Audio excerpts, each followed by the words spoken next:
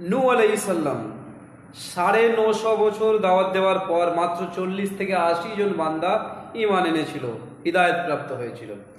উম্মতে মুহাম্মাদি, নবী করিম সাল্লাল্লাহু আলাইহি ওয়াসাল্লামের উম্মত, মুহাম্মদ সাল্লাল্লাহু আলাইহি ওয়াসাল্লামের উম্মত যারা, উম্মতের মধ্যে কত উম্মত এরকম আছে যে প্রতিদিন হাজারো হাজারো হাজারো মানুষকে ইসলামের দাওয়াত দিয়ে ইসলামের শীতল ছাওয়ায় নিয়ে আসছেন।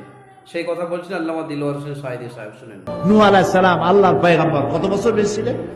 আলফা সানা ইল্লা 50, 50 বছর কম 1000 বছর, কত হয় তাহলে? 950 বছর বেঁচে থেকে হেদায়েত করতে পেরেছিলেন মাত্র 40 জন অথবা 80 জন। অথচ উম্মতে মুহাম্মাদি সাল্লাল্লাহু আলাইহি ওয়াসাল্লাম রাসূলের উম্মতের হাতে হাজার হাজার অমুসলিম ইসলাম কবুল করতেছে, বেনামাজি নামাজি হচ্ছে। আল্লাহু আকবার।